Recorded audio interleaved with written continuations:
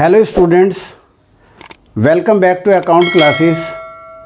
आज की इस वीडियो में हम आपको चैप्टर 9 इशू ऑफ डिवेंचर से, टॉपिक का नाम है issue of debenture for consideration other than cash. आज हम इस टॉपिक से रिलेटेड जितने भी हमारे रूल्स हैं, इस वीडियो में हम आपको सारे जर्नल एंट्रीज इस रूल वाली वीडियो में आपको बताएंगे। आप हमारी इस वीडियो को अंत तक देखिएगा, लाइक करें, शेयर करें और अगर आप नए हैं तो सब्सक्राइब करें। चलिए हम टॉपिक को शुरू करते हैं। Issue of debenture for consideration other than cash. तो what do you mean by issue of debenture for consideration other than cash? When assets is purchased from vendor. जब हम वेंडर से कोई एसेट्स खरीदते हैं और उसकी पेमेंट के बदले में हम उसको डिवेंचर दे देते हैं, तो हम उसे कहते हैं issue of debenture for consideration other than cash. ये डिवेंचर हम एट पार इशू कर सकते हैं, एट प्रीमियम इशू कर सकते हैं और एट डिस्काउंट भी इशू कर सकते हैं। इसी तरह से कंपनी के जो प्रमोटर्स होते हैं, हम अपने प्रमोटर्स को भी उनकी सेवाओं के बदले में डिवेंचर इशू कर देते हैं। और कंपनी के जो अंडरराइटर्स होते हैं, उनको भी हम अंडरराइटिंग कमीशन की पेमेंट के बदले में, उनको पेमेंट ना करके बदले में डिवेंचर दे देते हैं। तो आज की इस वीडियो में हम आपको सारे रूल्स बताएंगे। तो सबसे पहला रूल है, when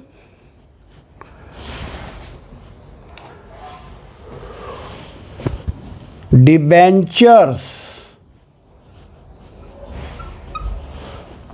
are issued to promoters. जब हम प्रमोटर्स को डिवेंचर इशू करते हैं for rendering services to the company, तो हम क्या एंट्री करेंगे? Incorporation expenses account debit. Incorporation expenses account debit और टू प्रमोटर्स।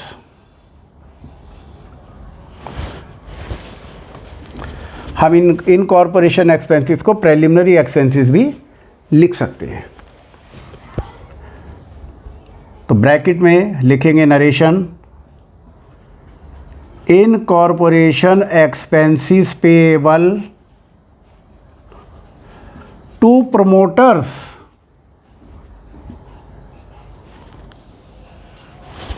दूसरी एंट्री हो जाएगी। अब हम प्रमोटर्स को डिवेंचर इशू करेंगे तो एंट्री हो जाएगी debit the receiver. Promoter receiver हैं तो एंट्री हो जाएगी प्रमोटर्स अकाउंट डेबिट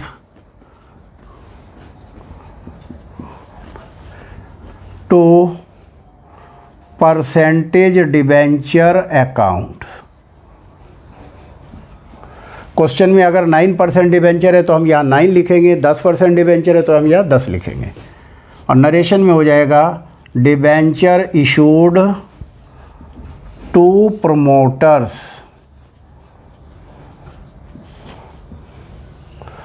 हमारा ये पहला रूल कंप्लीट हो गया। अब दूसरा रूल है, व्हेन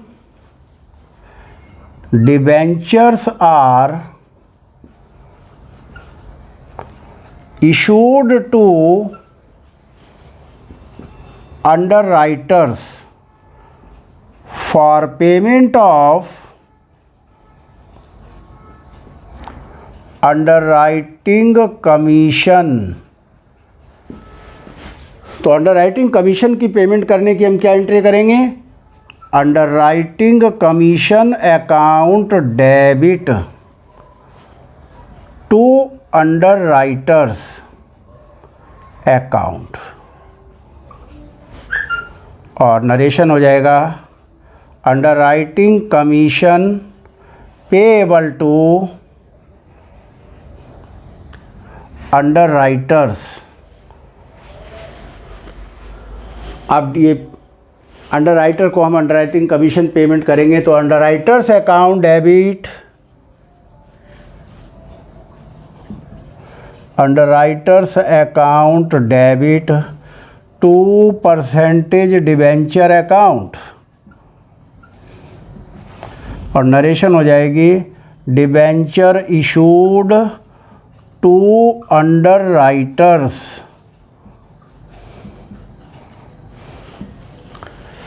ये हमने दोनों एंट्री कर दी, इनकॉर्पोरेशन एक्सपेंसेस की और अंडरराइटिंग कमीशन की।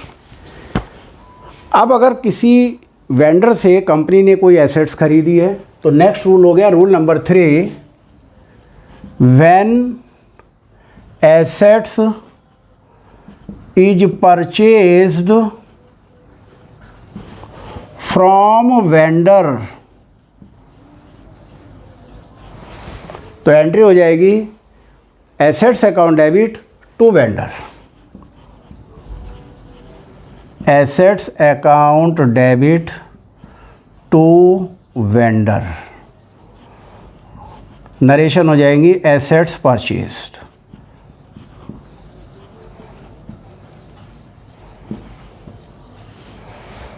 अब अगर क्वेश्चन में एसेट्स का नाम दिया हुआ है मशीन खरीदी, तो यहाँ एसेट्स की जगह हम मशीन अकाउंट डेबिट कर देते हैं। नेक्स्ट एंट्री है when assets and liabilities of a running business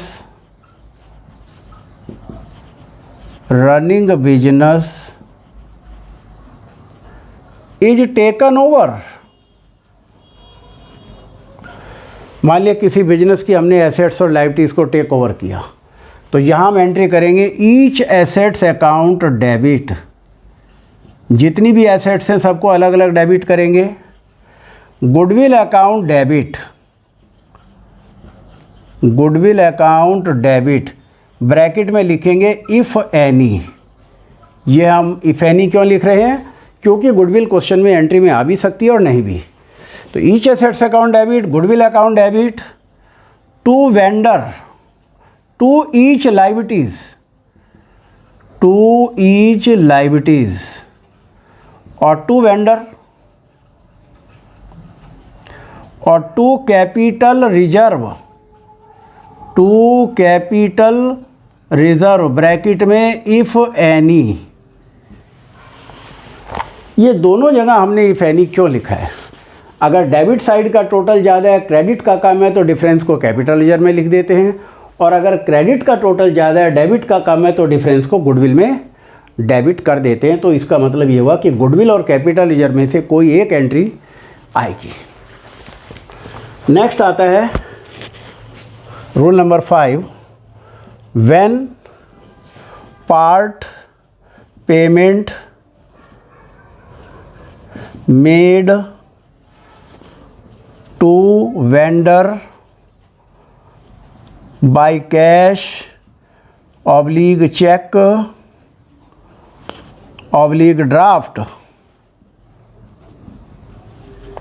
oblique BP. हम पार्ट पेमेंट किसी भी तरीके से कर सकते हैं, तो जैसा क्वेश्चन में कहेगा उस टाइप से करेंगे। तो वेंडर अकाउंट डेबिट,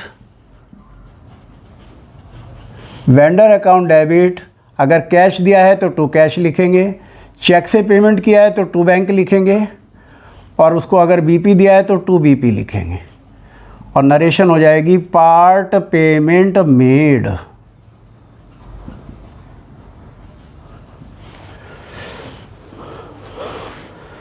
ये एंट्री करने के बाद हम वेंडर को डिबेंचर इशू करेंगे।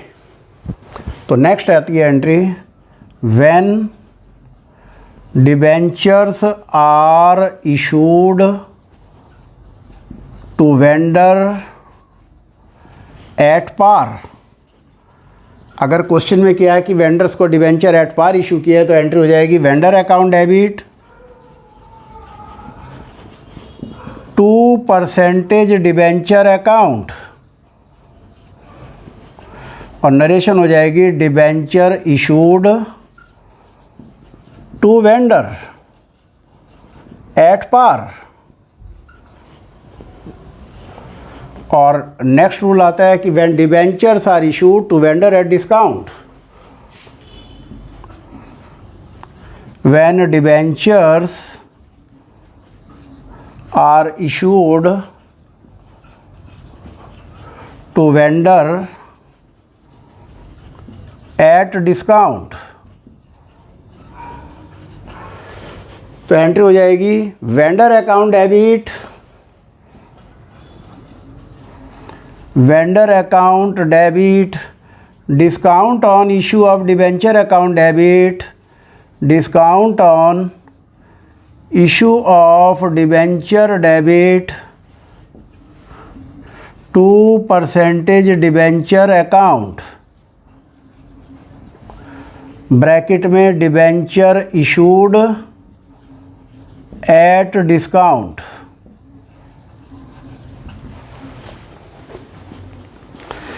तो इस तरीके से डिस्काउंट पर इशू करने के बाद अब हमारी एक और एंट्री रह गई है कि जब हम डिबेंचर्स को प्रीमियम पर इशू करते हैं, तो 8वीं एंट्री हमारी हो जाएगी, when debentures are issued to vendor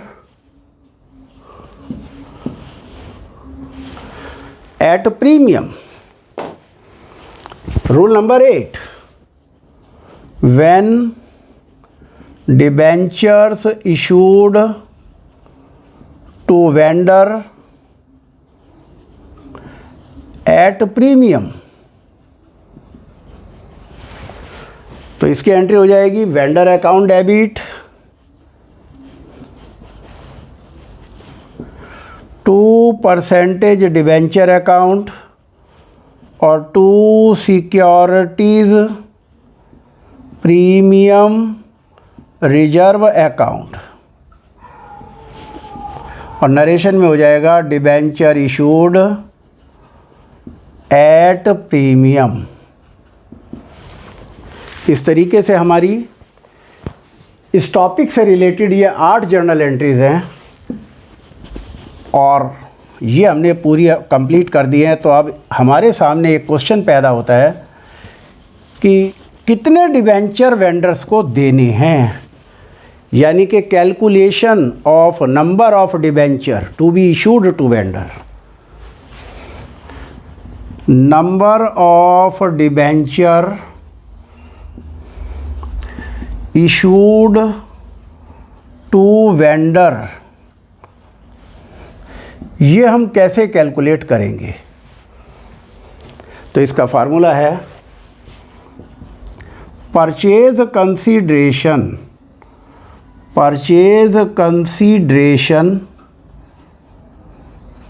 minus part payment.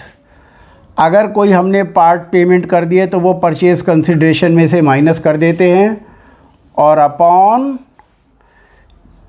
Issue price of debenture, issue price of debenture से डिवाइड करके हम नंबर ऑफ डिबेंचर कैलकुलेट कर लेंगे और फिर एंट्रीज उन नंबर ऑफ डिबेंचर की हेल्प से करते हैं। अब मान लिया परचेज कंसिडरेशन 5 लाख है, पार्ट पेमेंट हमने 50,000 किया है और डिबेंचर हम एट पार इशू कर रहे हैं।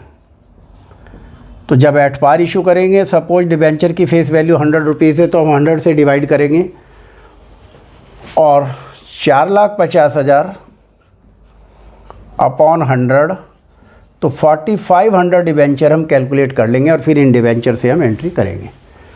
सपोज हम एट पार इशू कर रहे हैं, इसके बाद हम एट डिस्काउंट, सपोज 10% डिस्काउंट है तो 100 में से 10 माइनस करेंगे तो यही अमाउंट आ जाएगी 4,50,000 अपॉन 90। तो अब नंबर ऑफ डिबेंचर 5,000 आ गए इन केस ऑफ डिस्काउंट। और अगर प्रीमियम पर इशू कर रहे हैं एट प्रीमियम, तो परचेज कंसिडरेशन 5 लाख में से 50,000 माइनस करने के लिए 4,50,000 है, और सपोज प्रीमियम जो है वो 25% प्रीमियम है, यानी कि 125 से हम इसे फिर मल्टीप्लाई करेंगे। अब इशू प्राइस 125 हो गया। अब 125 से हम इसे काटेंगे,